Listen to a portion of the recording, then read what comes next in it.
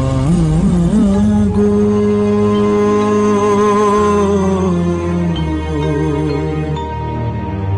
মাগো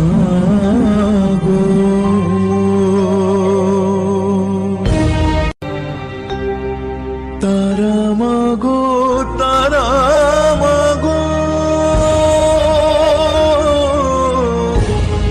তারা মাগো তারা মাগো আমার আর কত কাল এমনি যাবে নমস্কার বন্ধুরা, আবার একটা নতুন ভিডিওতে তোমাদের সকলকে অনেকটা ভালোবাসা জানিয়ে ভিডিওটা শুরু করলাম। আজকে হচ্ছে 9ই ফেব্রুয়ারি।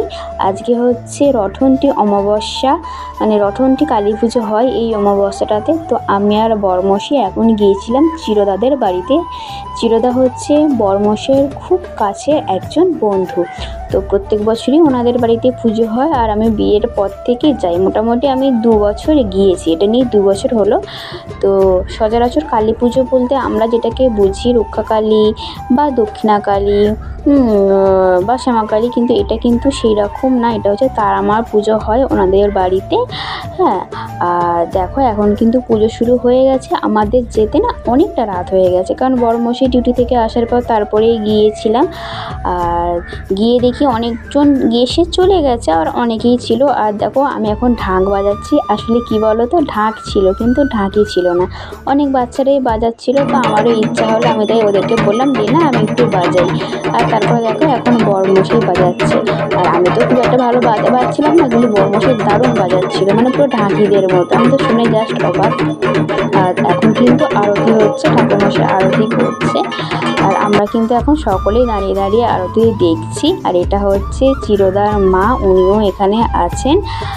এই ঠাকুরমশাইটা জানো তো এত সুন্দর, আমার তো ভীষণ ভালো লেগেছে। দেখি ঠাকুরের সঙ্গে সেলফি তুলছে। প্রথম তো আমি দেখি একটু অবাকই হলাম, তারপরে আমি আবার জিজ্ঞাসা করলাম যে সেলফি তুলছেন? তখন আমাকে খুব সুন্দর করে বলছে কেন আমি ঠাকুরমশাই বলে কি আমি সেলফি তুলতে পারি না? আর এখন তো সবই স্মৃতি, এগুলো পরে গিয়ে দেখবো যে আমি যাকে পুজো করলাম, হ্যাঁ এটা হচ্ছে সেই মা, তার সঙ্গে সেলফিটা তুললাম। আমার কথাটা শুনে খুব ভালো লাগলো। আর এটা হচ্ছে চিরদা, মানে যাদের বাড়িতে এসেছি বরমশাইয়ের বন্ধু। আর উনি এখন হচ্ছে যে আরতি তাপ সকলকে দিচ্ছে। আর ওটা হচ্ছে চিরদার ওয়াইফ। হ্যাঁ, আর দেখো বন্ধুরা সকলেই কিন্তু আমরা এখন দাঁড়িয়ে আছি, মায়ের আরতি করা দেখছি।